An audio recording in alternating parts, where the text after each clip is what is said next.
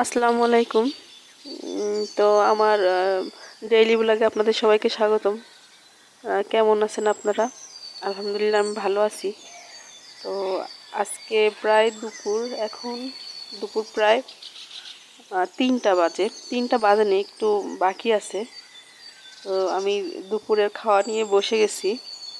আর চাইছিলাম আজকের সবজিটাও আপনাদেরকে দেখাবো, কিন্তু সেটা আর হলো না। তার কারণ আমি আজকে অনেক সকালে ব্যস্ত ছিলাম, যেহেতু আজকে আমার সকালে ডিউটি ছিল।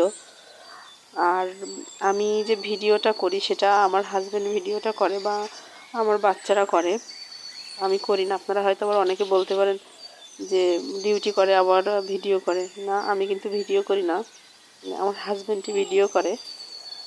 আর এডিটও সে করে, আমি শুধু ভয়েস দিই, এটাই। তো যাই হোক, আমি খেতে বসে গেছি। তো প্রথমেই মাছ ভুনা দিয়ে খাওয়া শুরু করে দিছি। আর আমার বাসার সবার খাওয়া শেষ। আর মাছটা কিন্তু বেশ মজা, অনেক বড় মাছটা। 3 কেজি 100 গ্রাম সামথিং ওজন ছিল। আর এই মাছের ভিতরে বড় একটা তেলও ছিল, অল্প একটু ডিমও হয়েছিল। তো সেটাও রান্না করছি আজকে। তো খাইতে খাইতে আপনাদেরকে দেখাবো। তো আর এই এই তো মাছ ভুনা করছি, আজকে মেলা কিছু রান্না করছি। আর আজকে ভাজি সবজি যেটা করছি সেটা নিরামিষ, আর শুধু মাছটা ভুনা করা হয়েছে আর মাছের তেল রান্না করা হয়েছে। তো চাইছিলাম ভাজি বা সবজি যেটা করছি সেটাতে আমি একটু চিংড়ি মাছ দেবো, কিন্তু আসলে সময় ছিল না, যার কারণে মাছটা কাটাও হয়নি আর দেওয়াও হয়নি। আজ তো ফ্রিজে ছিল আর আমি সময় পাইনি। তো যাই হোক, মাছের আইটেম তো আছেই। তো এই যে দেখেন মাছ ভুনা আমি নিয়ে নিয়েছি। আর এই যে দেখাচ্ছেন, মাছ ভুনাটা অনেক টেস্ট হয়েছে। আর মাছটা অনেক পরিমাণে তেল, তো যেহেতু শীতকাল মাছের তেল হওয়াটাও স্বাভাবিক। আর মাছের তেল হয়েছে, রান্না করছি অনেক পরিমাণে তেল বের হয়েছে।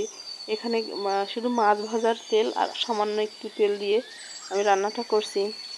তো এটা হচ্ছে আলু আর মাছের ওই তেল, আর সাথেও ডিম ছিল আর পেঁয়াজ দিয়ে রান্না করা হয়েছে। এখানে পেঁয়াজের পরিমাণটা একটু বেশি দিতে হয়। তো খুবই মজা লাগছে এই তরকারিটা। আর ডিম হয়েছে, ডিম অল্প পরিমাণে, যা হোক মোটামুটি ভালোই লাগছে খাইতে। আর কাঁচামরিচ দিছি, এখানে এক্সট্রা তেমন কোনো মশলা দেয়নি। তো অনেক সময় মাছের তেল রান্না করলে একটা গন্ধ আসে, কারণ মাছের তেলের একটা গন্ধ থাকে, আর গন্ধটা খুব কড়া। তো যাই হোক, আমি এটা মোটামুটি গন্ধ কম হয়েছে। আমি আসলে বুঝিনি যে গন্ধ এভাবে রান্না করলে কম হবে। তো জিরার পরিমাণটা মাছের তেলে, বিশেষ করে জিরার গুঁড়া একটু বেশি পরিমাণে দিলে এর একটা বেশি কড়া গন্ধ সেটা থাকে না। তো আমি জিরা দিছিলাম এখানে, একটু জিরার গুঁড়ো বেশি পরিমাণে, যার কারণে গন্ধটা আর নেই। বিষয়টা আমার আগেও জানা ছিল না, বাট আজকে রান্না করার পরে আমি বুঝতে পারলাম। এর আগেও আমি মাছের তেল রান্না করছি, তো গন্ধ লাগছে, একটু গন্ধ লাগে। আর আমার হাজব্যান্ড আবার গন্ধ লাগলে সেটা খেতে পারে না, মাছের তেল বা ও এই ধরনের কোনো কিছু খায় না। তো তারপরেও আজকে খাইতে বলছে যে গন্ধ কম আছে। আর মাছের তেল কিন্তু বাচ্চাদের জন্য অনেক বেশি উপকার।